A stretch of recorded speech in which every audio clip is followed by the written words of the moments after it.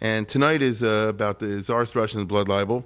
And here we deal with the Jews in the Russian Empire, which will be the largest Jewish community in the world by far. Hear this well. In the Czarist Empire live most of the Jews of the world. Hear what I said? Well over 50% of the total Jewish population on the planet. So what happens in Czarist Russia is kind of important. The interesting fact is that there were no Jews in Russia historically.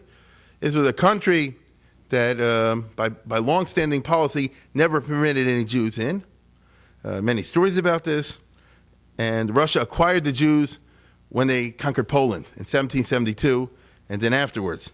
And ever since then, Russia has been conflicted, okay?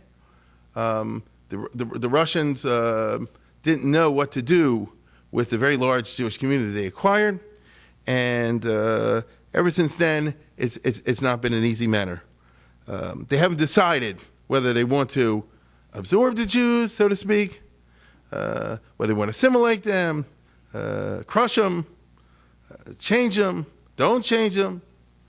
And this has gone on since Catherine the Great, okay? On the one hand, if they Russianize them, the Jews will take over Russia. That's the way you always feel. They say, look at Lenin and Trotsky and those guys, they took overnight. That's too dangerous. If you don't Russianize them, then you have a large foreign element in Russia. It'll be a bunch of Lubavitchers. You see, that's how they see it. And then where will that go? Then our country will have a huge, and it bothers them because the Russians don't have like an American kind of attitude. It's, many flowers bloom, pluralism, multiculturalism. You go in the streets in New York, does it work? Yossi, yeah. No, we don't have the computer yet. Oh, we don't have the computer yet. Okay. Yeah. Oh, you don't have a laptop? Oh, okay. Guess what? I thought I did. All right, another one. Well, then you'll just follow along with me. So, and anyway, the problem is that the Jews are so repulsive. The Russians had visceral hatred and dislike for the Jews, and a religious level and a cultural level. So it's not a group that they admired or anything like that. And the religion is so repulsive because Russia's long-standing Greek Orthodox going many centuries, and they never saw Jews, and to them Jews are the ones that killed Jesus, and we don't have anything to do with them. And it's always been like a real big problem in the Russian culture. That's why it's ironic that the Russian Empire acquired all the Jews of the world, the largest Jewish community. So it's a booby prize. When they took over Poland, they wanted to extend their borders westward, and they did do so, and you can't blame them because that way they're safer. I'll give you just two examples. How come Napoleon didn't win? He had to start so far to the west. By the time he came to Moscow, it was the winter. How come Hitler didn't win? Same reason. They pushed their borders so far to the west that by the time you get into Russia, you wasted all your troops and your fuel. So there's a basic logic to that. Problem is, there's so many non-Russians that live there. You got your Poles, you got Ukrainians, and the Russians and Ukrainians, I don't have to tell you, read the news. And the Jews. And so it's kind of interesting the way this thing all turned out. But the way the map is, after 1772, and particularly after 1800, 1815, skipping all the details, Russia acquires all of Eastern Europe. Okay? They got like 90% of Poland. That's the way the European map was finally drawn after the Congress of Vienna. And so for 100 years, from 1814 to 1914, all these Jews who lived in Ukraine, Lithuania, Latvia, Estonia, Poland, Bessarabia, all these territories were part of Russia under the Tsars of Russia. Now, unlike the good old kingdom of Poland, the Russian Empire is a real centralized dictatorship, although of the bureaucratic absolutist variety. So the Jews who come under Russia, it's not like under Poland where every nobleman did whatever he wanted, and they just had a contempt for the Jews, and the Jews had contempt for them. And if you live on the estates, you do your own thing as long as you pay off the nobleman, and you have their shtetls. And so Russia is law and order, top down. It's an autocracy. That means it's a dictatorship, But the difference between dictatorship and autocracy is it's not run in an irrational manner. It's not like Saddam Hussein or somebody you just walk down the street and shoot somebody if you feel like it. It's not a crazy situation. There is organization. There's law and order. They take these things very seriously. The only thing is there's one guy at the top that makes all the decisions. It can't be impeached. There's no Congress. There's no legislature or anything like that. The czars of Russia had a Senate that they appointed. That's like their personal advisors, and they gave them a lot of work to do. But the way the country is run is what they call bureaucratic absolutism. It's run by a bunch of officials that nobody appointed except the guys on the top, and you have to live with them. On the other hand, and this is very important for our story, on the other hand, like any set of rational rulers, they wanted a state that's kind of normal. And so I'll just give you an example. If you have an empire, do you need roads? Yeah, you need roads. How do you do that? They had a department of transportation, and they had commissions, and they had experts and engineers, and they devised the road system. Did they have public health of one variety or another? They did, and they had commissions to organize. For example, what if there's a plague in some district? You understand what I'm saying? Russia was run as a European country, just there was no bottom up. It was all top down. And the Jews find themselves under these conditions, and so they're under the control of the bureaucrats. The czar is at the top, but the guys in the middle count very, very much. And usually, I emphasize the word usually, they're kind of rational, but when you throw in all this Russian culture stuff, and the fact that the Jews are repulsive to them, and that the religion is so different, and they're all killers of Jesus, and they'll kill babies maybe and all that, or is that not true? You find that the Jews were under a situation in which they weren't in charge, but they could appeal, perhaps, to officials, maybe. As I said, after 1815, Russia contains the vast majority of Jews in the world, and there was conflictedness at the very highest levels of Russia between the desire to run a modern rational state versus the strong medievalist traditions of superstitious belief, medievalist traditions which are very Russian. And this is a problem Russia basically has today. On the one hand, they'd like to be a modern country, and I would even say something like a democratic country, sort of, but not really. You understand? They would like to have all the advantages and live like in America, but without all the minority groups and that people can impeach the president. That Putin doesn't want that. You understand? And can you have one without the other? This is the history of Russia. Under the Soviet Union, they also tried to have a high level of living combined with a dictatorship. It didn't work, okay? Because modern experience demonstrates most of the time, that you need a kind of a democracy and the free flow of ideas and the criticism of the government, even though it hurts, to get new ideas and creativity and technological advances of a variety that'll lift more people up than elsewhere. But, this is something that Russia dealt with. Now, in the time of Catherine the Great, when all this started, the first Russian empress that we're dealing with, the Poles were suppressed, and the blood libels were discountenanced. You understand? When she came in, we were talking the other day in the last lecture about all these crazy blood libels that popped up in Poland, which is a Roman Catholic country where they really believe in the host desecration, where they really are focused on the myths of Eastern Europe of Jews being witches and blood libels. And there was nobody in charge in Poland anyway except the local government here and the local court over there. And the Catholic priests were extremely powerful and influential. If you had a couple of guys like this Zukhovsky guy who's writing books that the Jews are really spawning the devil and they eat people and things like that, it gets traction, unfortunately. That's one reality. All of a sudden, Russia finds itself under the czars, under Catherine the Great. They're the governor general, there are generals in charge, there are officials, and she's pretty enlightened. And she said, I don't want to hear in Poland about blood libels, all that kind of stuff. Everybody knows that that's not true.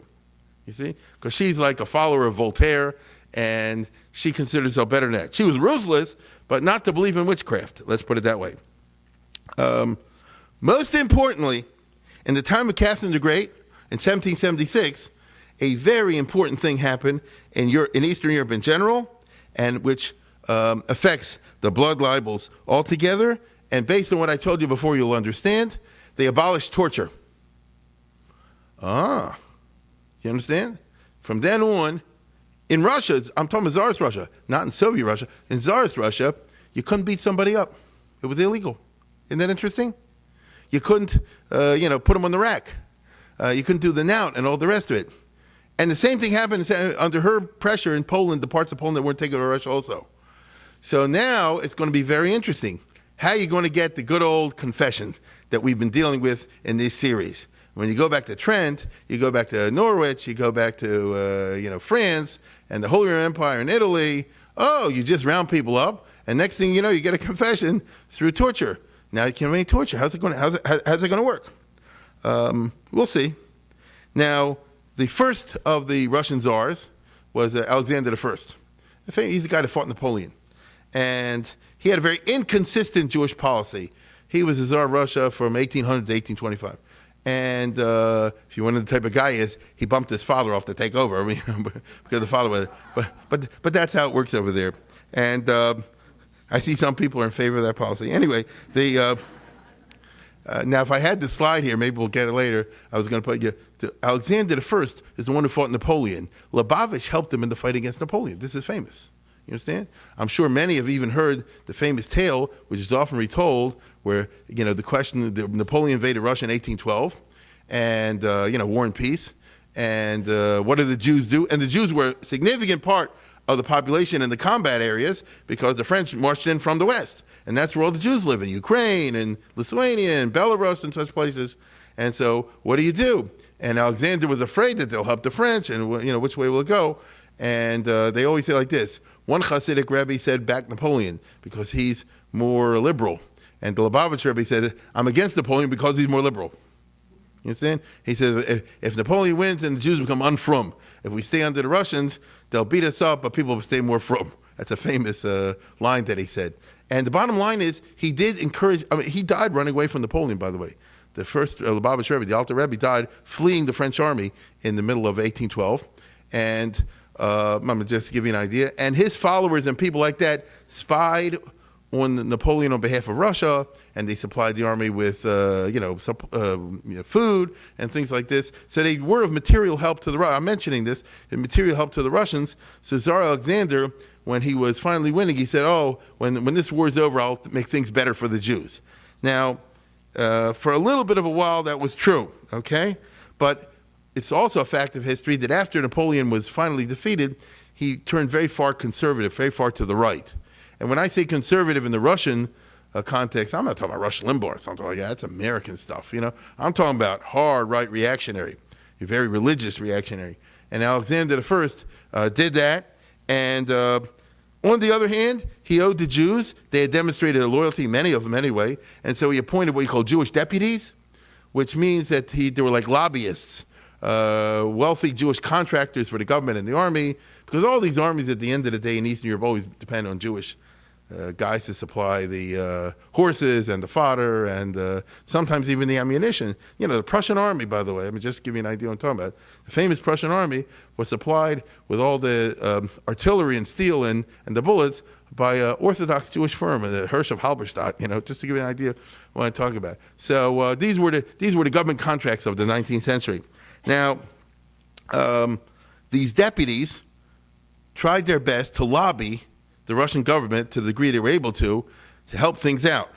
And some of them, three guys, went to Golitsyn, who was not exactly the prime minister, but he was the minister of the interior religious affairs. This is in Czarist Russia, mind you.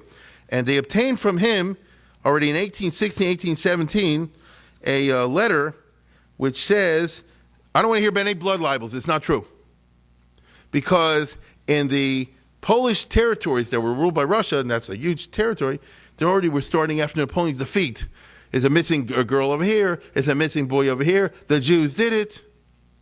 And just to read you an idea of what I'm talking about, Golitsyn, who was the deputy prime minister, let's put it that way, sends out a circular which says, in view of the fact that in several of the provinces acquired from Poland, cases still occur in which the Jews are falsely accused of murdering Christian children for the alleged purpose of obtaining blood, His Imperial Majesty, taking into consideration that similar accusations have on previous numerous occasions been refuted by impartial investigations and royal charters, has graciously pleased to convey that from now on the Jews should not be charged with murdering Christian children without any evidence and purely as a result of superstitious belief that they're in need of Christian blood. So basically, that's good. You figure it's an order from top down, it's an autocracy, and the guy at top says, I don't want to hear any charges unless you momish have evidence, you see? And we don't use torture anymore, so you really have to have evidence. And if not, then you Poles and you White Russians and you Ukrainians, just shut up. Don't do this anymore. So that would sound like it's very good. But this is Russia. And so 6 years later, a very famous and terrible blood libel breaks out in Velvel, which is near Vitebsk, if some of you know where that is, in White Russia. And I just want to share with you the basic details of this to give you an idea of how tangled things can be in the Russian Empire, and most of the Jews lived there, even after the quote-unquote enlightened, the rationalistic, bureaucratic state, and even after they abolished torture, and even after the Tsar says that all this stuff is not true.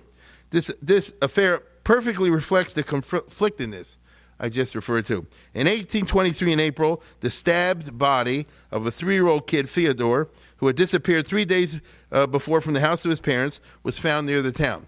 So anytime a kid is killed, what happened? Rumors were immediately spread throughout the town that the child had been assassinated by the Jews for Passover requirements. A drunken prostitute named Maria Tertievna testified on the day of his disappearance, she had seen the child being led away by a Jewish woman. Now, this is obviously a witness of high moral character and unimpeachable standards over here. Well, that's always the case with these things. Somebody had a grudge or whatever, or maybe the local police told her to. But think now, you can laugh, and I get it, but let's see the consequences. The local tribunal. So what happens is the justice system starts to kick in, and they did have a justice system in Russia.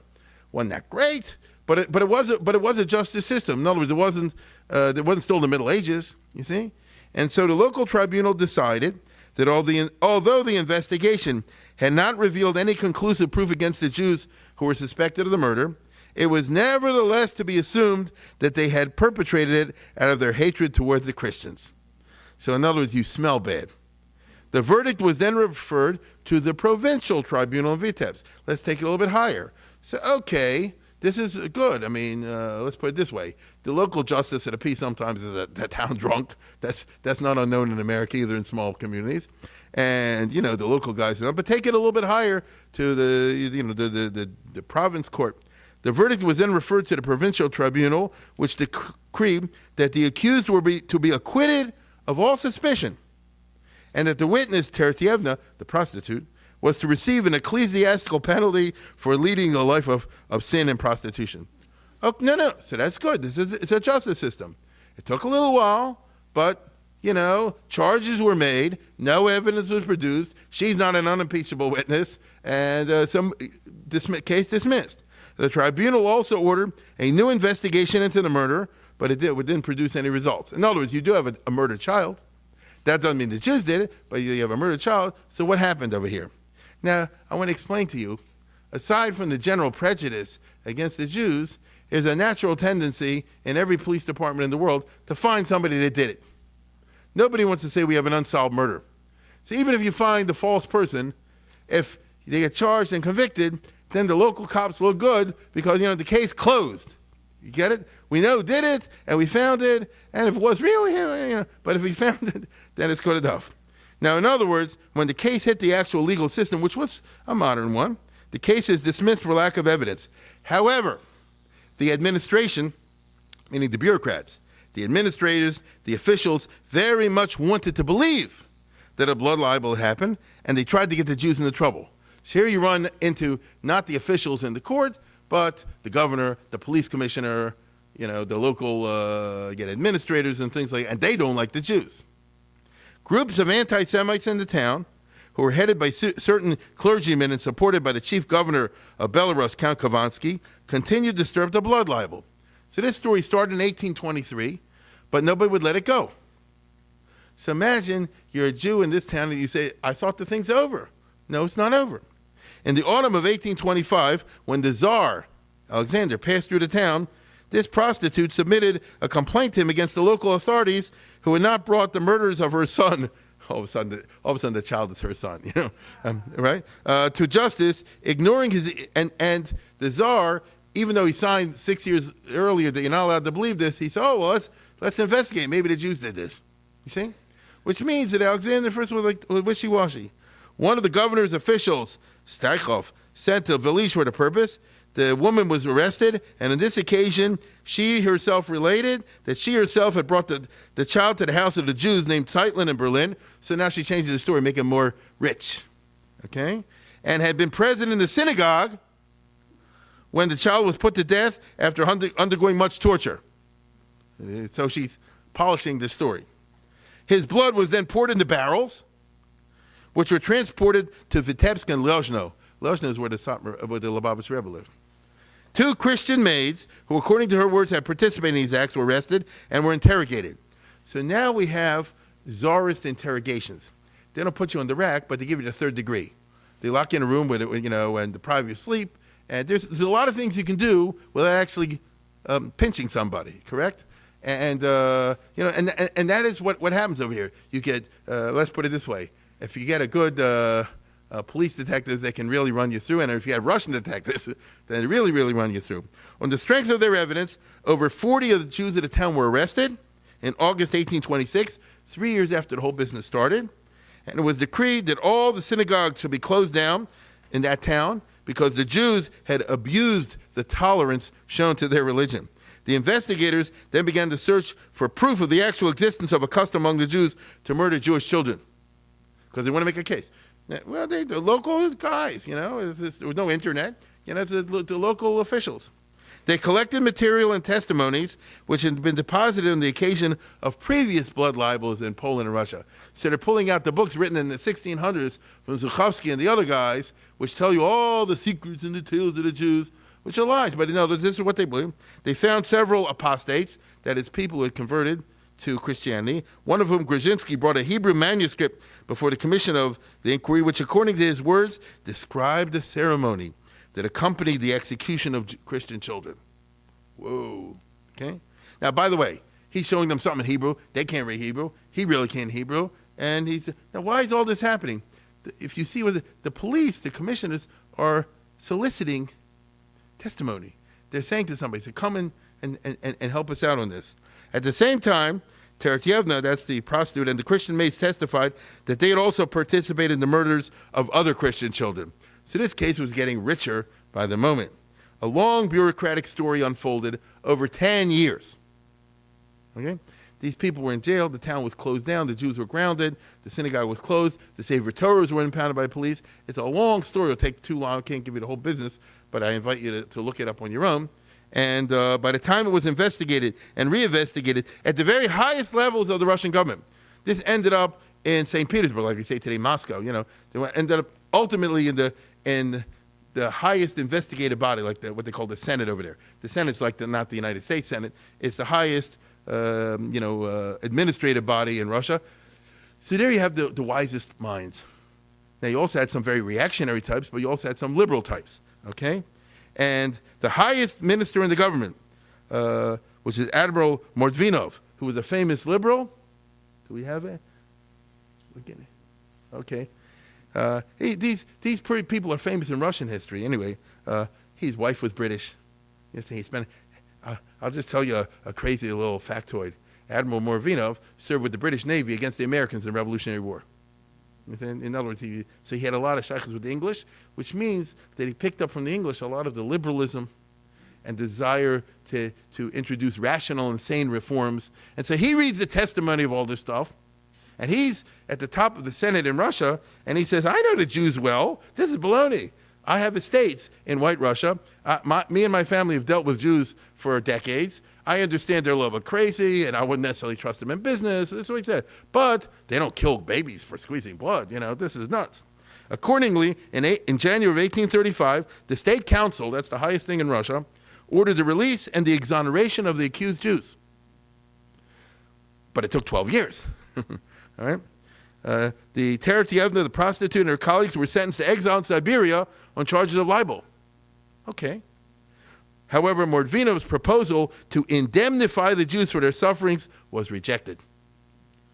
See? And he said, if you have a fair justice system and you lock people up for years and all the rest of it, 4 of the people, meanwhile, had died in jail during the 12 years, a Russian jail, and by the way, that's called a good ending, okay? No, I'm serious.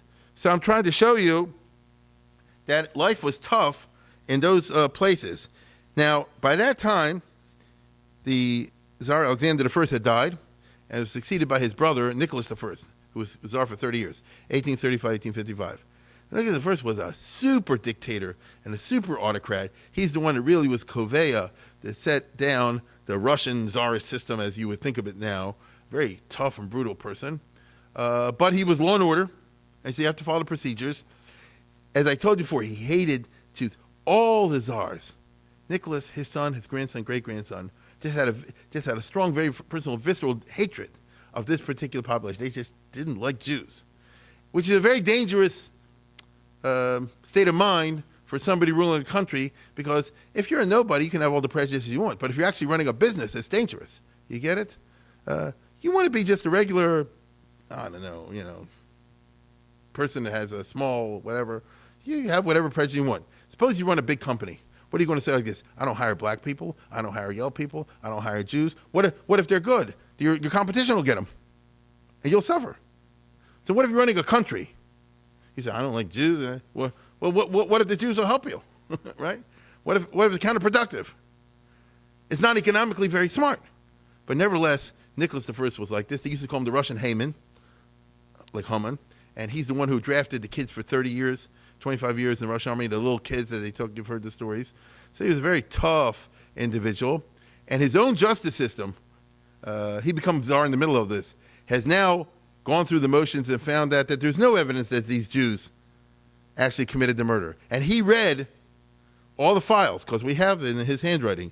And he left and his attitude is very typical of the Russian autocracy, which is, all right, damn it, we don't have evidence, But I'm sure they did it. But you got to let them go.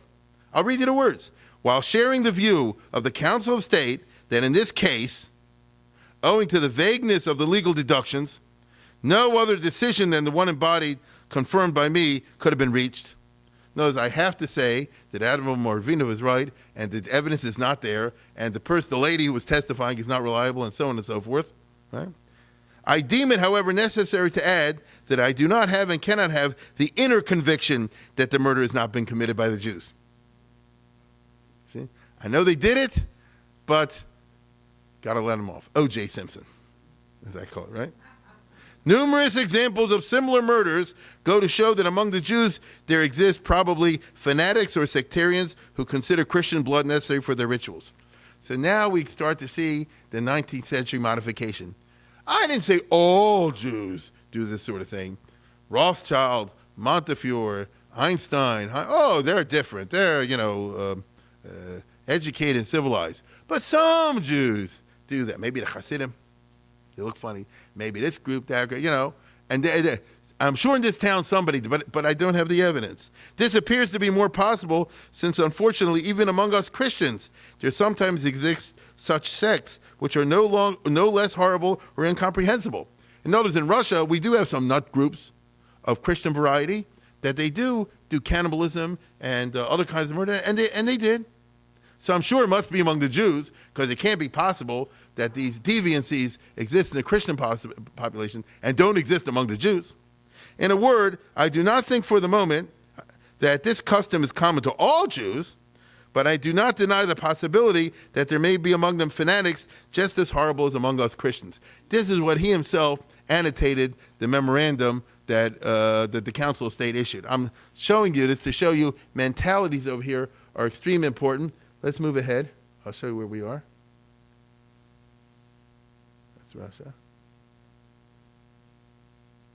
That was the hero by it. And that was Admiral Morvinov who actually did the right thing and got him off. Okay? And then the next one is the guy we're talking about, the Tsar Nikolai I. Okay? So it's very hard to do so. How do you deal with this? The Jewish scholars could only fight back with the only weapon that they had, which is words.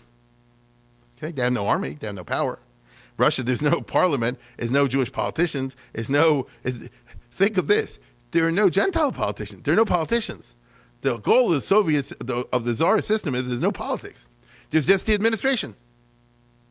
And your job is to follow orders. And if you have some kind of special knowledge, they'll call you one time when they need you. You understand? If a guy has a specialist in, gynecology or something like that, the government will call you in this. Until then, stay out of politics, do your job, live your life, and don't interfere. This is the system over there. So the Jewish scholars began to fight back because this is a Klal Yisrael business. When you say this Jew murdered somebody or didn't murder, there's one thing when you have a frame-up. You get it? There's one kind of tragedy that there's a Jewish guy, he didn't do anything, or a Jewish lady, she didn't do anything, and because they're Jewish, they're framed, and they're indicted and hanged. That's bad. But when you say it's part of the Jewish ritual that did it, because all Jews, or some Jews do this as part of the religion, that makes it even more of a Klal Yisrael type of matter. And some of the leading Jewish scholars and intellectuals try to get into this.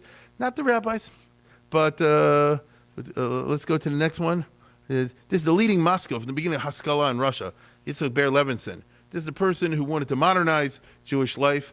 Nothing changes. We just go in cycles. He's in favor of drafting the yeshiva boys, making them go to college. The beginning of it's the same thing that you find in Israel today. The introduction of the Haskalah, as they call it, the European Enlightenment, in a Hebrew tone. And he wrote all kind of books in Hebrew, trying to spread the doctrine to all the yeshiva guys, because he's writing in Hebrew. He's Limudei Chol is a good thing, and he brings all the sources from Maimonides and the others. But among his books, he wrote a book called Efes Damim, and Efes Damim means there's no blood, and it's in the form of a dialogue between a Greek Orthodox priest, a Russian Orthodox priest, and a Jewish intellectual. And he's saying, "How do you know there's no?" And I'll show you it's not. And he rehearses things that I shouldn't need to tell you, but was kind of far-fetched claims in his time, which is the Jewish religion doesn't believe in murder, believe it or not. We don't even believe in murdering people that are not Jewish. It's actually a big sin. It's an actionable offense. I repeat, it's an actionable offense under Jewish law. Blood is something that we definitely have nothing to do with. When it comes to food, obviously it's treif, and we discountenance it, and you salt the meat. All the classic arguments. Now, he wrote in Hebrew. He was hoping that it would get out there in Russian. The Russian government liked him because he was a Moscow, and so he hoped that because of his standing in there, maybe his words will penetrate. The problem is, if you're Jewish and you write this, everybody said, well, naturally you're lying. You get it? You need somebody who's not Jewish to do so. Maybe it'll get some traction. Maybe. And it won't get traction among the right-wingers in Russia, but maybe among the middle. If you just have a Jew, even if he's not an Orthodox Rabbi, even if he's a Moscow, all the rest of it, he's just saying it, because they want to cover their tracks. And this introduces us to a very fascinating era in Russian Jewish history, in the age of the good Mishumonim and the bad ones. There were, under Nicholas I and afterwards, down to 1917, if you're Jewish and you don't convert, you're not going to have a career. Okay? You can go to college, and you can go to law school, for example. You will not be able to practice law if you don't convert. Not at the regular court level. If you're a doctor, you will not be admitted to any hospital, and sometimes they won't even give you the MD, and if they do, you'll be confined to a very small practice in small towns and things like that. Any kind of real professional doors will be closed to you. Obviously, if you have a college education and you want to get some kind of a government position, and all these jobs are with the government in Russia, the doors are closed to you. And this was a subtle pressure to convert. And a lot of Jews did do this in the 1800s, early 1900s. That's the way it was. I'll tell you a better one. If you're Jewish, you have to live in the Pale of Settlement, which means that the Jews are confined. I'll use an American example. Suppose all the Jews had to live in the Northeast. You're not allowed to move south. Can't move to the Midwest. You can't move to the West or any of that kind of stuff. You have to live in, 5 or 7 states. Great. New York, Massachusetts, Pennsylvania. So on the one hand, he's like this. Well, it's not Devil's Island, On the other hand, I can't. It's crazy. I live in America, and I can't go and visit Virginia. I can't go into Tennessee without a special pass and a permit, which is very hard to get. And I certainly can't live there, right? Can't go to Chicago. What is that? But those were the rules that the Russian Tsarist government put in from the day that they took over Poland. They said the Polish Jews have to remain in Poland, so they're now part of the Russian Empire, but they're the Polish province of the Russian Empire, and we don't want them moving into Russia itself because, as I told you before, they had this visceral hatred of the Jews, and they felt it's going to contaminate the pure Russia, and they want Russia to remain virgin pure and not be, not be hurt by the presence of the Jews. On the other hand, if you convert, you can move anywhere. So it's a pressure, it's a tempting. Somebody said like this. They say, I can't make a business here, as everybody's competing, but if I can move to Central Russia or someplace like that, all I have to do is just convert. They don't even give you too hard of a time to convert. You can switch to Catholic, Protestant, Greek Orthodox, any kind, just add a Jewish, and then all the doors are open. So it was a temptation, unfortunately. So the result is that you had a lot of Jews with education and one word converting in the 19th century. And now we connect this with the blood libel, okay? You had your good mishemonim and you had your bad ones. What I mean by good and bad is, suppose somebody converts for whatever reason. How do they react now towards the other Jews? Some of these guys want to curry favor, so they'll be the first ones to make Jewish jokes and anti-Semitic remarks and all the rest of it to show I'm really one of you. And other ones, not so many, but other ones say like this. I converted for whatever reason, but I'm not going to spit on my mother, right? I'm not going to say things about the Jewish religion that are not true. The Jews have their virtues. I made my decision, but I'm not going to use it to dump on someone else. Those were the good guys, okay? Used to be a famous, there's books that were written 100 years ago, on Mushamodim, by people in Russia. It's quite remarkable. It's a whole separate lecture by itself. They had secret seders in St. Petersburg, in which everybody was not Jewish anymore and things like that. And it's a classic story, very well known. The three guys are sitting in a bar in St. Petersburg, and they're all former Jews, and they're talking about why they converted. The first guy said, I converted to get a job. Oh, I understand that. The second guy said, I converted to get married to a Russian girl. I understand. The third one said, I converted out of Iberzeugung, out of conviction. And the other two laugh at him and say, oh, go tell that to a guy. You understand? It's a famous joke from yesteryear, right? Because it's dealing on the bitter reality that you had all these conversions. Now, in the case of that we're dealing with, the blood libel, there was a very famous person named Daniel Chvolson, who was a Jew. As you can see, he was from yeshiva, and from Lithuania and all the rest of it. And then when he was like 18 or 20 years old, he went to Germany and he got a doctorate. He reinvented himself and then came back to Russia and converted and became a big macher because they were glad to get somebody with actual Jewish education who converted. And he became a professor at the Imperial University in St. Petersburg. 1 second, that's Harvard. But now in addition to that, he also was professor of Oriental languages at the seminary, the highest seminary for the Russian Orthodox Church. Because they trained the highest priests. So he was in a big position. That's a famous joke. They said like this, why did you convert? He says, best it's designed a professor in Petersburg be a Malaban and Aishashok, like you see in the picture over there. That's a very, very well-known story. They asked him like this, here's how the joke goes. He said, why did you convert? I converted out of principle, out of conviction. What was the conviction? The conviction was it's better to be a professor over here than a Malaban over there. Okay? Now I'll tell you something, a very, very interesting, and he rose to the top real fast because he was a brilliant scholar, and he published significant books in Russian, and he was, as I say before, had a high position in the Russian Orthodox church, the seminary, and he dealt with what they call the High Synod, which is like the Sanhedrin of the Russian Orthodox Church. So it's very interesting. Now, when in his youth, you'll be surprised at this, he was boyhood friends with the famous rabbi. It's a kind of specter. See, here you have a novel. Two boys that when they're 12, 13, 14 years old, they're Jewish friends in Shul and in the yeshiva. And each one went on to have a very distinguished career. It's a novel, because and the title of the novel is Two Roads. One went on to have a very famous rabbinical career, and the other guy went on to have a different type of career, right? But they both are very famous, and they both rose to high positions in the Czarist world, okay? And it's very famous. Now, I'll make my point.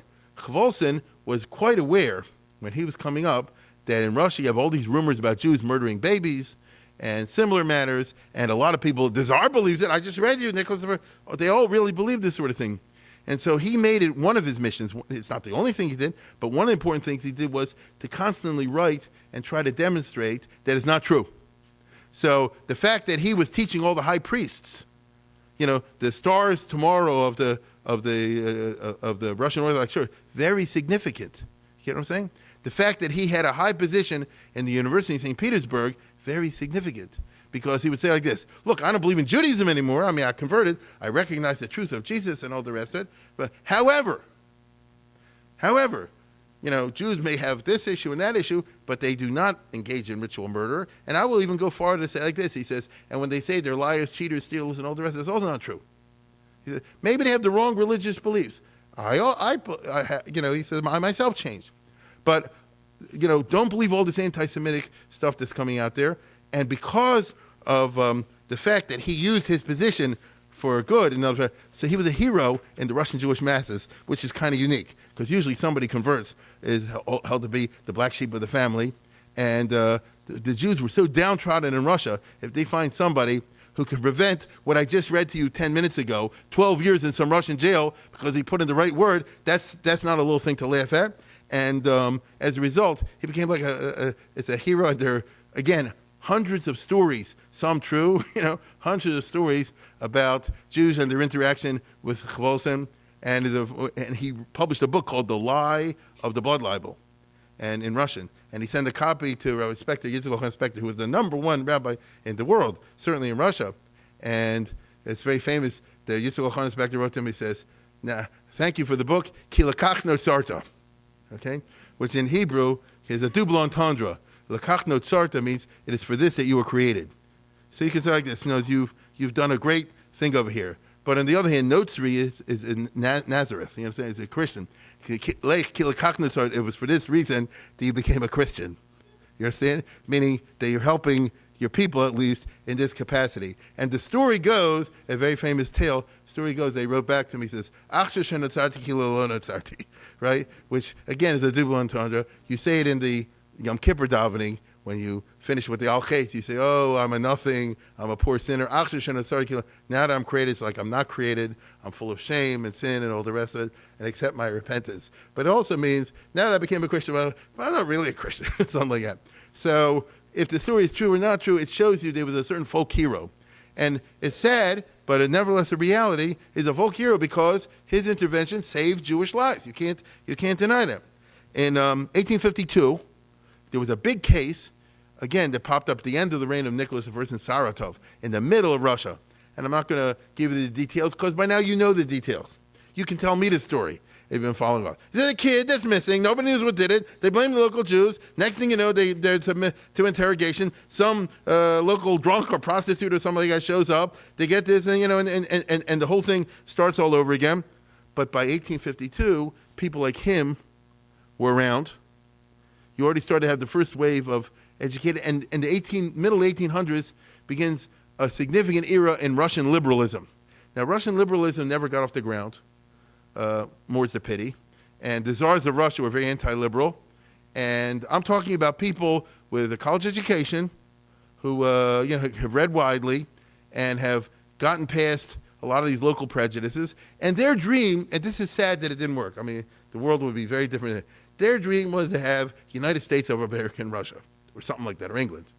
Get it? They said, why do we have to be a country with slavery and backwardness and dictatorship and all this kind of stuff? Russians are not dumb, right? He said, we're not, some people in the third world. We're a European country, right? We're not less than anyone else. We have, look, Tolstoy, Tchaikovsky, big Dostoevsky, very great artists and things like this. So why do we have a third world political system? Which is a question that Russians have been asking from 1850 till today. You get it? I'm talking about thoughtful Russian liberals are a very, very interesting breed. And, and they're noble people. And they said, why can't we have, why does it have to be the worst guys get into power and why can't we just be normal? And so you started to have this by the 1850s, 40s and 50s, even under the czars. And middle-class people, usually professors and doctors and educated types. And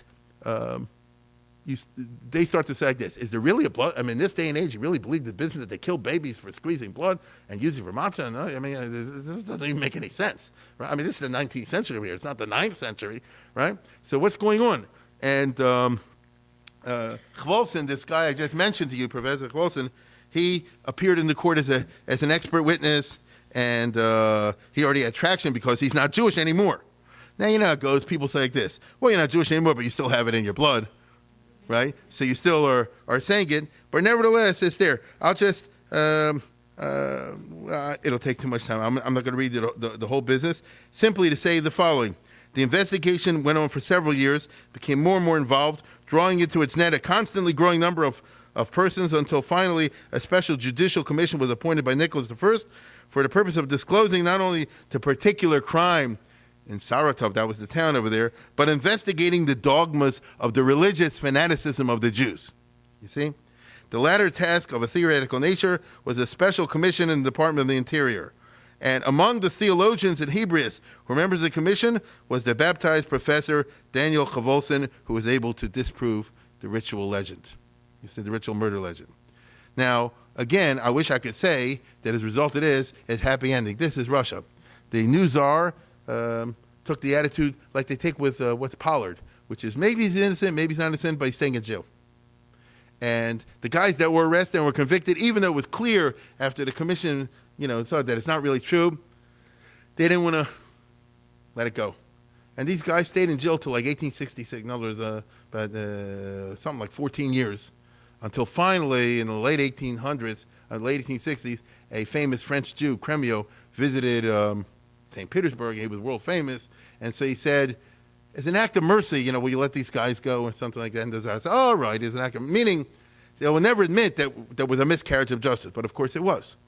So this is how difficult everything is. But I'm just trying to show you how important, that was the Tsar by that time, Alexander II. This is the most liberal of the guys in the 19th century, and he insisted on the miscarriage of justice, right? He insisted that the system will not admit it made a mistake and keep these guys in jail. So that's what you get from the best of them. Imagine what you have from the worst. And which is why, if you go to the next one, why this guy was, why this guy was so important and famous. Now, this means that the miscarriage of justice got out there. I mean, people knew that people are in jail for no reason. Russia had a press. You couldn't criticize the Tsar, but under that you could say things. The writings of Kholson, the neoliberalism, the Stalin-liberalism I talked about, made thoughtful, educated Russians, or many of them, say, what kind of a country are we if we're still pursuing like the Middle Ages of blood libels? This is a sign of the backwardness of Russia. And it became a symbol of evil reaction in their minds, except that they're not the ones that had the power. Now, on the other hand, to conservative and reactionaries in Russia, the blood libel became a symbol of the falseness of liberalism. You want to say this, oh, the Jews are just like everybody else. No, they're not. He said, but what did they do? They murder babies. You see? Oh, but that's never been proven in court. Don't give me this business of never proven. That's O.J. Simpson. Really, they do it. You see? And the fact that you guys won't admit it shows that you're blinkered liberalism, like people say today. So you don't understand what the world's really about. The Jews really do it, but they always contrive to escape punishment. They get the good lawyer, they get the guy, they get the Kholson guy, they stuck him in there, whatever. The Tsar always sympathizes with the right, not with the left in Russia. He's with the reactionaries. Alexander II totally believed that Jews murder the babies and all the rest of it. Now, in 1877, another famous case takes place in Kutaisi in Georgia. That's Russian Georgia, in the Caucasus. And by that time, it gets really interesting because the Russian judicial system had undergone a thorough reform by Alexander II. Not that you need to know everything about Russian history, but it's from the 1860s on, they mamish overhauled the judiciary in Russia. This is just interesting to know until the communists took over, and you had like America. You had a fair court system. You have to have evidence and juries and everything, and no torture. It's one of the great reforms of Russia in the 19th century. That is going to be very important as far as the blood libel is concerned. Because if you actually have to bring evidence, how are you going to bring evidence that the guy did it? You know and I know he didn't do it. So it's going to be tricky. In spite of what I just said, the regime is very right-wing, and they're determined to prove, I know the Jew did it, and, maybe we don't have the evidence, but I know he did it. And by this time, though, the judicial system was such that the Jews in Russia in 1877, and a war was going on between Russia and Turkey at that time, stung by religious and racial pride, You see that? This is something I said before. You could be Reformed, you could be Orthodox, you could be conservative, you could be a Moscow, all the rest of it. If you're Jewish and you haven't converted, the fact that they accuse Jews in faraway Georgia of murdering babies because it's part of Pesach in the Jewish religion is something that sticks in the craw of any Jew with even 2 cents of pride. What are they saying about it? It's a lie. You understand? And so they hired 2 top lawyers, a Jew and a non-Jew, Kopernik and Alexandrov, meaning this is a small town affair, but they're bringing in New York lawyers, you understand? And it's like this. They said, we're going to treat this like a real trial. We're going to bust it, and they do. You understand? They attack the plaintiffs, and they smite them hip and thigh. Because once you have a real, honest court case, they say, okay, let's see the defendants bring their lawyer, and let's do a little bit of cross-examination over here. You really saw this? When did it happen? Where were you? And so on and so forth. Has the evidence been tampered with? You get some real lawyers on this, and especially if you have, now, these 2 lawyers did a pro bono, which means you already had a system in which Russian liberals say this is an injustice, and this is just wrong, and this should be combated on the face of it. You understand? It's quite interesting that this is happening in Russia. They make mincemeat out of the prosecution. The prosecution brings in a Jew, a converted Jew, who brings in a Hebrew book, which all about how they slaughter the child. But one of the 2 lawyers, Kopernik, he could read Hebrew. So they said, what is the name of this book? Yeridea. It's about how you shecht animals. You understand? But the judge in there, they can't read Hebrew, and so here's the so-called expert over here, and he's just blatantly lying in their face, which obviously has to be the case, because if you're having a blood libel trial, and the other side is bringing an expert in Judaism who's going to testify, this party, he's a liar. You get it? So if there's a real judicial system, there's a chance to expose these people under cross-examination. But this was also a period of bad mishumanim, people, bad converts, like Yaakov Brafman and his famous book Sefer HaKal, Kanishna Kal, in which he publishes excerpts from the Minsk Jewish community that you take, cut and paste to say like this: you can kill people, just give me the scissors and I can rearrange the words. And he published them, and it was a bestseller in Russia. And he wants to flatter his way into high circles, and he succeeded. He became a darling of the right. If it was today, he'd been the right-wing talk shows in Russia, so to speak, and in the press. And what did you say? Did you say it's not true? You always lose the case when you say it's not true. I say, you did this and this. It's not so. It's not a defense, right? But what could they do? Now, there's a famous end that happened to this guy. But you see over here, juxtaposed, let's do the next one here. No, let's go back. He said Brafman versus Chwalson, because he have the good Meshuman and versus the bad one. The person you have over here is Avram Harkavi, who wouldn't convert. He was also a yeshiva guy that went to Germany and got his doctorate over there, and he came back to Russia, and they said like this: if you take the right steps, you can rise to the top. And he wouldn't do it. He said, I'm a Jew, that's what I am. Now, he was very brilliant, and he published a lot of things, so they had to give him something, but they wouldn't give him any job teaching university. But he was so learned that he got the job to be the librarian of the Semitics department, the Oriental Studies, in the St. Petersburg University, which means the person who should have been a big professor had to be satisfied in his professional career with being the librarian.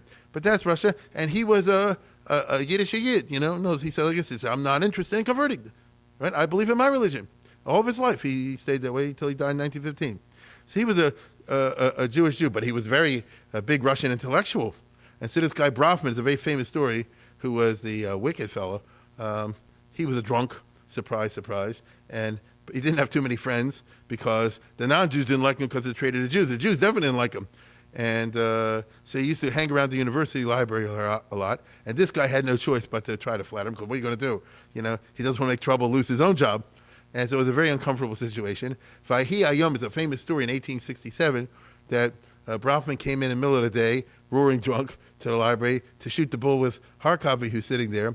And across the street from the University of Petersburg was the New York Times of Russia that time. I forget the name of the newspaper, but it was the number one liberal newspaper, very high prestige, something along the lines of the New York Times or the Washington Post. And he was saying like this: he said, "Oh, you got a lot of books over here in this library." He said, "Yeah, that's what a library is, And then he says, "You know something?" He says, "Who the hell is this guy Ibid I keep seeing all the time? He published a lot of books. He's always quoted, So he was smart. So he said like this. He said, we have a lot of books from Ibid. Here, if you want, I can get you a book. Just fill out the form, right? So he filled out, in the old days, you had the library forms. So he said, my name is so-and-so, and I want all the books written by Ibid. Then he's like this, just give me 5 minutes. He went across the street. He went to the editor of the New York Times, I guess. This is the big expert who's writing on the blood libel. All the rest. Here's the guy who knows all about Judaism, He never heard of Ibid. You see? So that kind of deflated him for a while. But not to the right. Not to the right. They say, you tricked him, but really he's telling the truth. So this is the problem when everything is poisoned by politics. So it is what it is, and I repeat, Tsar Alexander believed in this stuff, and his attitude went down to the bureaucracy. Now let me bring out a very important point. As a result of everything I'm saying, the Jewish people in Russia, the Russian Empire, were under a constant siege. You get it? Thank God it's not like America, but it's not like most countries. They always felt the government, the administration is out to get them, and it was true. It is for this reason there did not develop in the Russian Empire the kind of stuff associated with Samson Raphael Hirsch in Central Europe, in which they said the Orthodox should break away and secede from the Reform should go this way, the Zionists should do that, we should have nothing to do with the others. A famous principle of Samson Raphael Hirsch is that if they're from Jews, they should have nothing to do with the non-from, certainly at the level of a Kehillah, and they should, because how can you have a Jewish community which doesn't believe in God and the Torah, all the rest of it? That's a sin of sins. You see, such a attitude could never go in Russia. Because Russia was like this. We need all Jews to help. We need all hands on deck. We'll even take Mishamanim sometimes. You know what I'm saying? We're under siege. We don't have time for this narishkeit.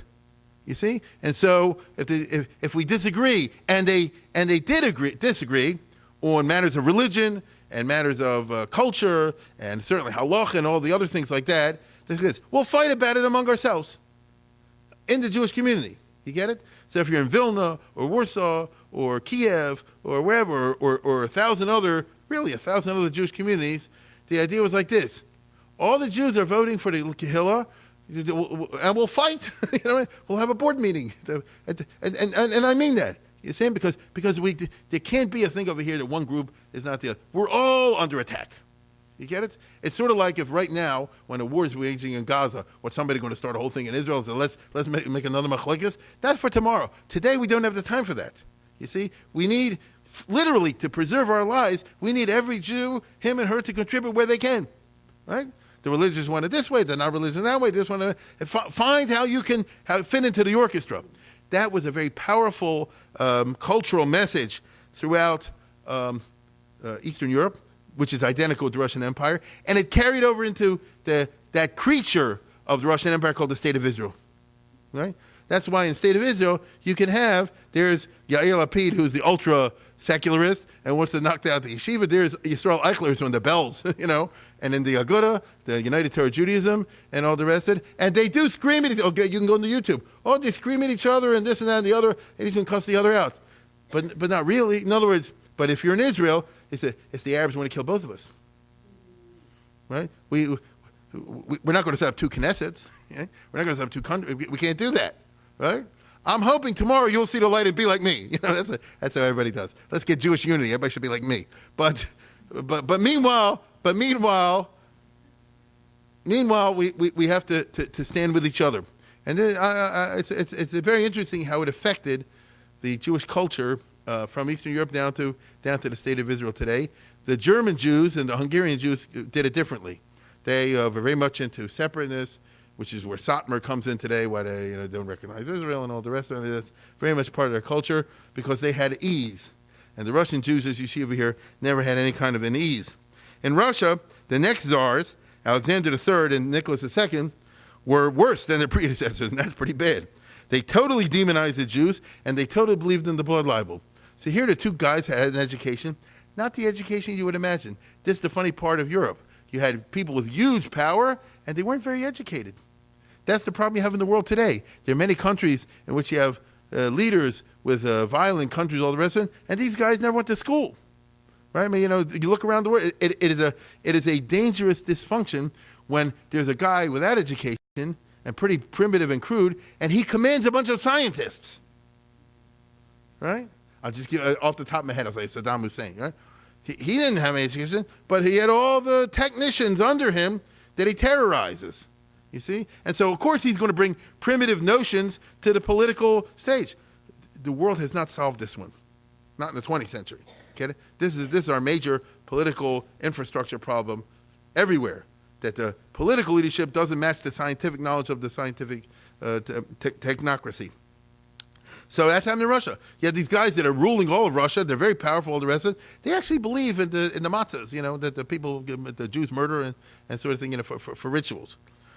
Politics in the second half of the 19th century becomes toxic in Tsarist Russia because the regime will not conciliate anyone and insist on autocracy. This is what eventually brought him down.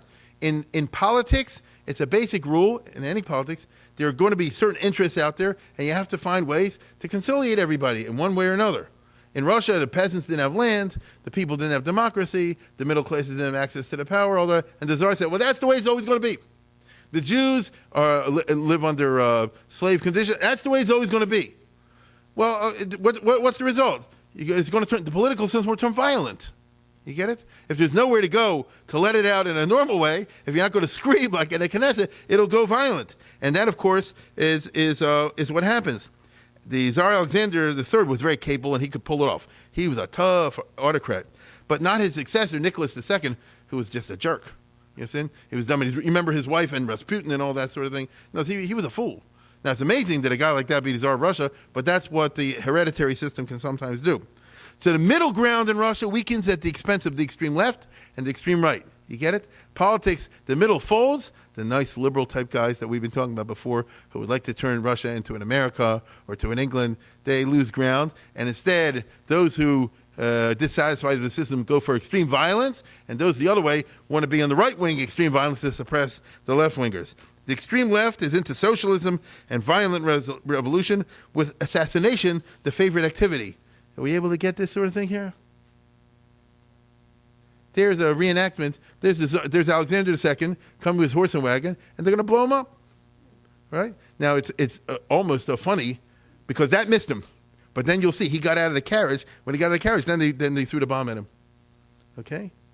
This is typical, by the way, ever since 1870s. Happens all the time in Russia. There's the Tsar, Alexander II, and he's asking what happened.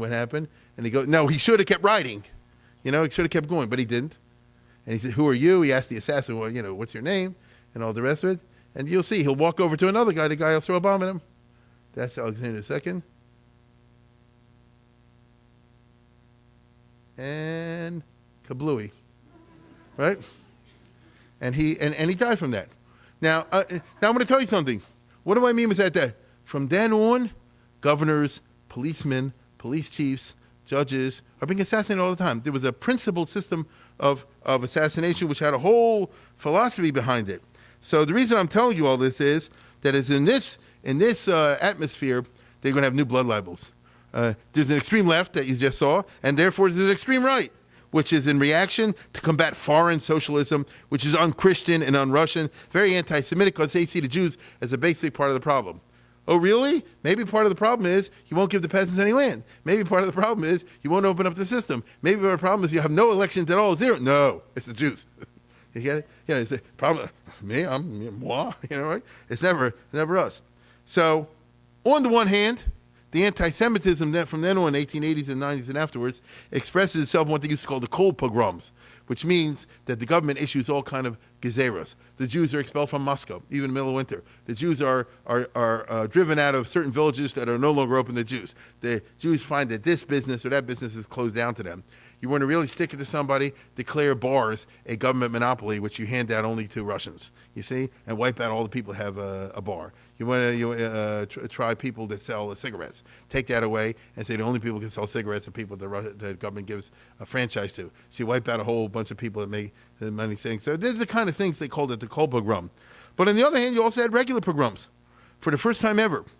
What people have to understand is Russia historically never had Jews until the late 1700s, early 1800s, and they never had pogroms because this is a country of law and order. You understand? That's the one good thing you had. There were no riots ever.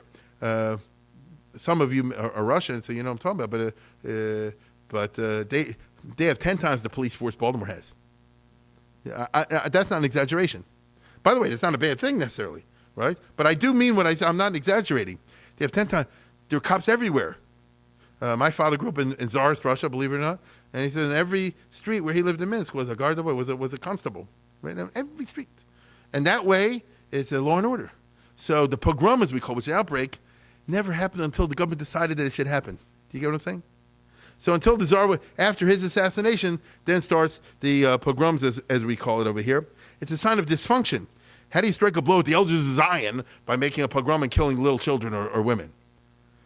The Black Hundreds arises. This is an organization that comes together of the extreme right-wingers, and they enjoy the patronage of the Tsar Nicholas II, which is a big mistake, because when you patronize lawlessness, you delegitimate yourself in the eyes of the center and the left. Okay? They lost any sense of legitimacy from the broad mass of the public except the extreme right-wingers. The Black Hundreds, these groups, they believe in the blood libel. They believe in the protocols. They're the guys who made the protocols of the Elder Zion. That's where it comes from Tsarist Russia in the early 20th century. They're the ones who invented that. Okay? The Russian Orthodox Church instantly doesn't do this, but the Catholic Church, which is big in Poland, believes in the blood libels, and the Catholics act upon them.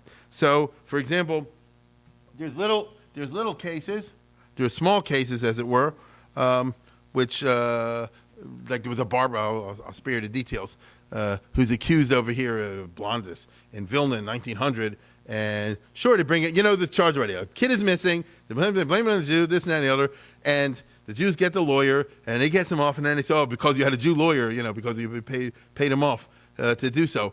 You already start to see these sorts of things pushed by the Black Hundreds. But the big case, and the last one that we're going to deal with today, which is a big case, is, of course, in 1913, just before the First World War. That's late in history, and that's the Bayless trial. Okay? That's the Bayless trial, where in March 1911, a boy disappears on the way to school. 8 days later, his mutilated corpse is found, and immediately the reactionary police start looking for a scapegoat rather than the actual murderers. Okay? There's a sign they put out, boy murdered by Jews. Killed him for Passover. Okay? They didn't know. But by the way, this is Ukraine, which, as you know, is always toxic even today. And spread this all over to Ukraine. What what is your reaction going to be? Suppose you're a 10-year-old, 12-year-old, 15-year-old kid, let alone an adult. You grow up with this the rest of your life. So, I remember they murdered that boy in Pesach. This is 1911 I'm talking about. Okay. It's a fascinating story, and they just published a book on it, by the way. You see in the library, I think it's called A Child of Christian Blood. Somebody very recently, like this year, published a new book on it. And there was a professional, this is a movie. There was a guy in the force who was just a policeman. He wasn't into this politics stuff. If you're a professional, you can't help but being professional. And so if there's a murder, there's something in you sometimes that's like this. I got to do the police work and follow the, leads where they go. His name was Krasovsky. That's him. So he wasn't Jewish. And he knows that no scapegoat did and no Jews. And he hunts for the real killers. He gets no help from the police department. He has to do this with a friend. It's really a mini-series. And his superiors are discouraging him, and he finds the murderers, meaning through his own police work, he finds out the guys that did it. This lady was in cahoots with these other guys, and there's a whole gang, and whatever. But the government is angry at him, and he gets fired from the police force. And on the other hand, they're aware of his findings, and so they're not sure what to do with this hot potato, because the guy didn't seem to do it, but they really want to feel that a Jew did it. And they get this guy, Mendel Bayless, who was superintendent at a brick factory, and they say that he killed the kid. They're not sure where to go, but in September, the Prime Minister of Russia is assassinated. Stolypin, very famous person. Let's go to the next one. He was the Tsar's right-hand man, and for the Black Hundreds, the Jews killed him. Now, the guy who killed him shot him in a movie in a theater openly, because this is the era of assassination. And the guy was the son of a Meshumid. In other words, he's Christian, and his father converted to Christianity. Not to the Black Hundreds, he's a Jew. You get it?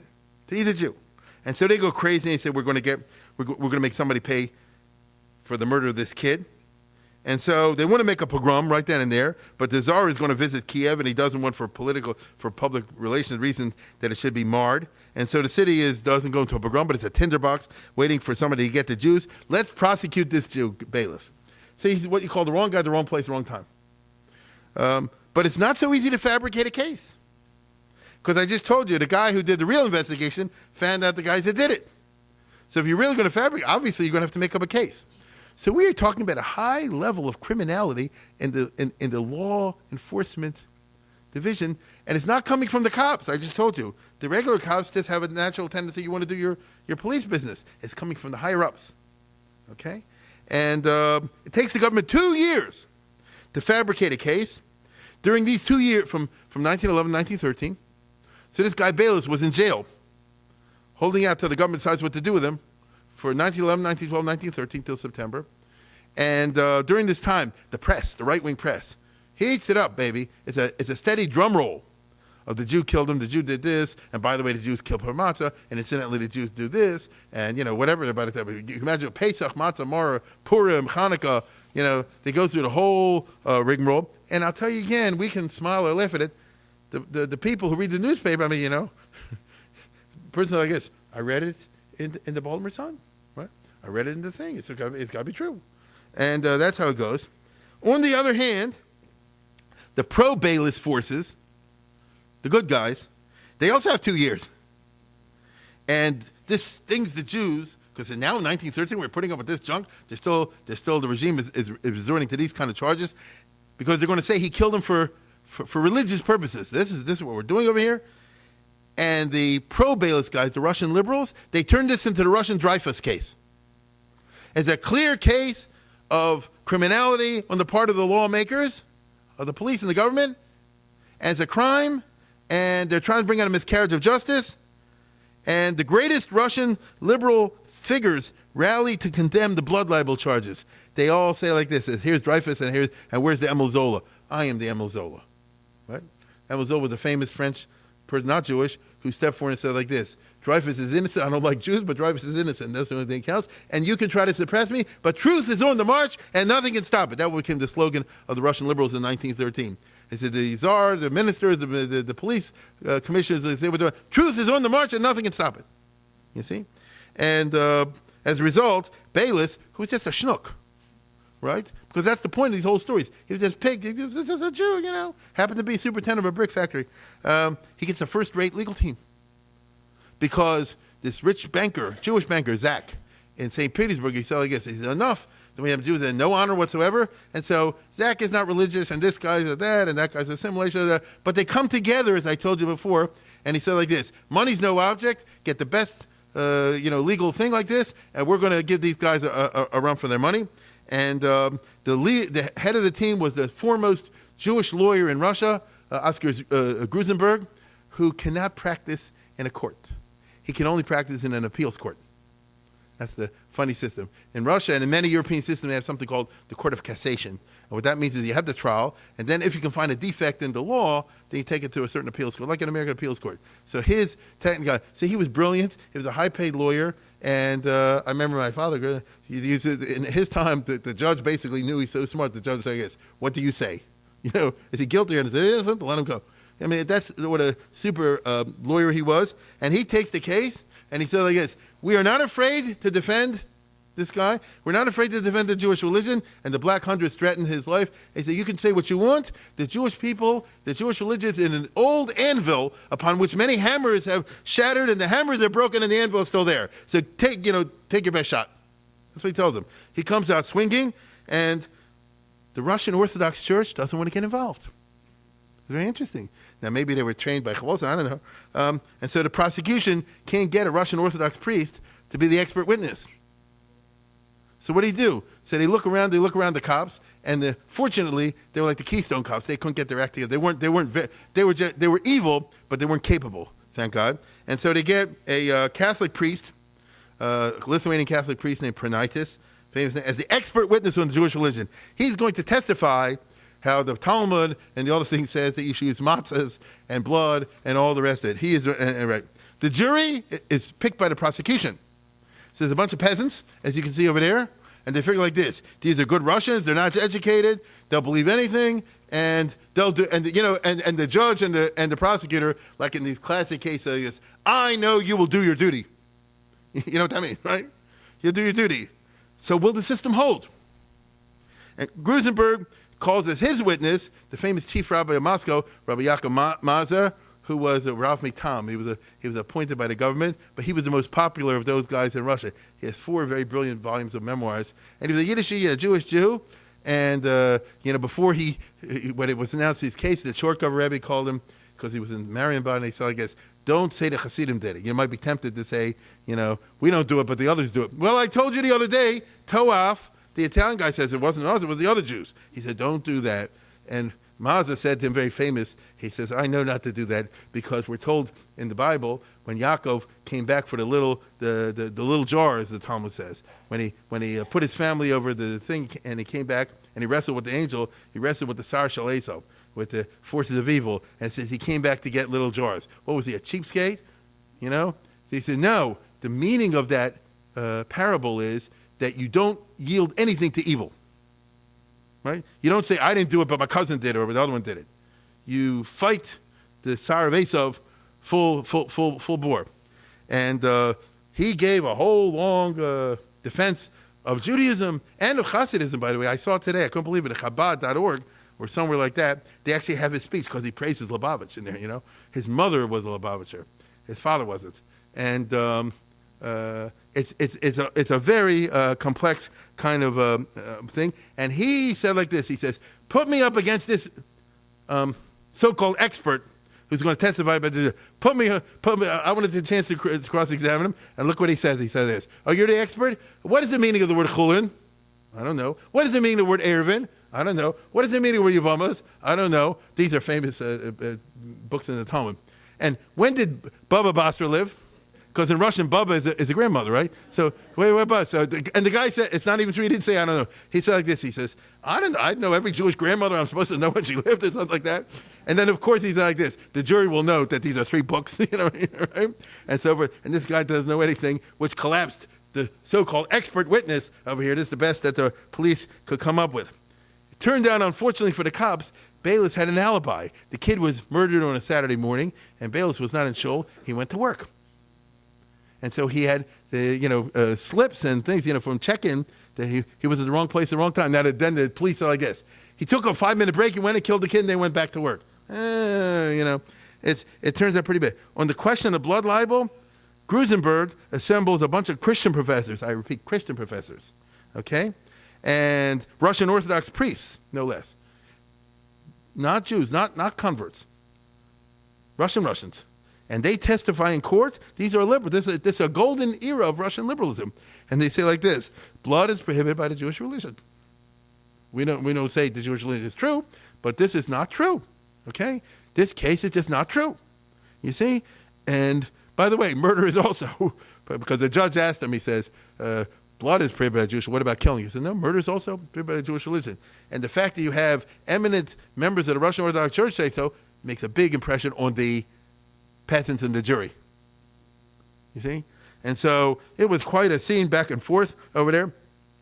Maza gives a long speech, which he quotes from every sefer that ever prohibited blood and killing, all the rest of it. He was what do you call it? He was in connection. He was what shall I say? In correspondence over the 2 years with the Lubavitcher Rebbe, that's the Rashab up there, and with his son, and this, of course, in the bottom is the father of the last Lubavitcher Rebbe, Leib Yitzchak. And they find every sefer that has anything to do with blood and the Isser of blood and all the rest of it, and they sent him. So he came to court well armed, you see? Because Lubavitch was terrified that they'll say like this, Chabad did it. You see? Regular Jews don't do it, but the Lubavitchers do it. And Mazda told me, he says, my mother was Lubavitcher, you don't have to worry about me, but give me material. Okay? So it was quite a scene and quite a case that went on in those 2 months, which is Rosh Hashanah time, September and October, in the year 1913, which was not that long ago. It's it's a little more than a century. Now it's 2014. Then there was the famous case where they'll bring in an expert on Jewish occult practices. The child was stabbed 13 times. 13 is the bar mitzvah. 13 means this. 13, I think, is tov. You bring all kind of things. It's all part of a ritual. The only thing is, then Grusenberg said, I guess, I want to have a Forsenics person. It's 14 stabs. Well, give or take one. It was quite a while. And I want you to understand, all this time, the police are aware that the real killers are going free. Right? So this stunk to high heaven. When the verdict came in, the jury deliberated 4 hours, not guilty. The Tsar was shocked. You understand? The system held. People can't help it. When you're on the jury, you'd like to be prejudiced and all the rest. And they said, it could be that it was killed by a ritual murder, but we cannot return an indictment of guilty based on what you told us. So they took there's a golden moment of Russian liberalism. You understand? That, they took it seriously and all the rest of it. And it has. Oh, my goodness. The humiliated Czarist regime doesn't see it that way. And they immediately, instead of, taking a good grace, they did sour grapes. And they instituted a whole bunch of cases. I'll just read you 3 sentences. He says, exasperated by the failure, the government wreaked its vengeance on the liberal-minded intellectuals and newspapermen who, by their agitation against the hideous libel, had wrested the prey from the hands of the Black Hundreds. Scores of legal actions were instituted, not only against newspaper editors and contributors, but also against the St. Petersburg Bar Association, which had adopted a resolution protesting against the method pursued by the government in the Baylis trial. The sensational case against the metropolitan lawyers was tried in June of 1914, 1 month before World War I broke out, and terminated in a guilty verdict. In other words, instead of saying, we screwed up, they said, I guess, let's go and get all the guys that criticized us and send them all to Siberia or worse, except the First World War broke out and they had to turn their eyes to something else. The Tsar of Russia said that as soon as this war's over, we're going to retry the case or get that son of a gun. We have memory where he says this. He said, I have to wait for it. But guess what happened? World War I came in, the war never ended. He was overthrown and then shot in the basement with his whole family, okay? By Lenin's guys. And when the communists took over, which was right after that, this was such a famous cause célèbre on the left that when Lenin comes to power, he rounded up all the guilty guys and shot them. In other words, the real killers, the girl who testified falsely, the prosecutor, the communists don't fool around. So they shot everybody over here. Baylis wasn't as stupid. As soon as the trial was over and he won, he said, I'm moving to America, because he died on the Lansing Street or something like that in Brooklyn, but that's the way to go, You don't want to stay behind because the Black Hundreds will get you. See, first he went to Israel for a while, then he ended up he died in 1934 in New York. He was a schnook who occupied a brilliant moment in Jewish history, through force of circumstances. He didn't do anything, but he became a symbol, you see, of what happened over here. But the rightists regard the whole Baylis case, O.J. Simpson, right? They say, he got a good lawyer, right? He got all, but we all know he did it. And they still believe that in Russia today. I want you to understand. If you ask myself, say, the Baylis, I know, miscarriage of justice. The Jews used their influence, and the Jews used their power. And so you can't ever get a closure the way you'd like to, even though it was a jury trial, and the government gave its best shot, and it was a Christian jury, and all the rest of it, but that never is quite enough. So I conclude by pointing out literally the last thing that the Czarist regime did before they went down on a rain of bullets was try to go after a blood libel case against some poor schnook of a Jew. That gives you an idea of how stupid they were, right? And how it was they were willing to turn their attention away from important matters to devote to narishkeit. Well, that's my point of view. You see, they obviously don't see it that way, and it shows you how deeply rooted these feelings are. And you won't be surprised if they survive among us today. So this is, like I said before, why we need defend to the Jews. We need our own country. We need everything. And you need Siyata Shema big time, and in order for us to survive, to be continued.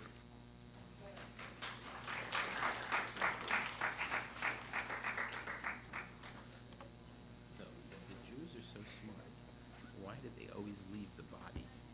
Why don't they just destroy all the evidence?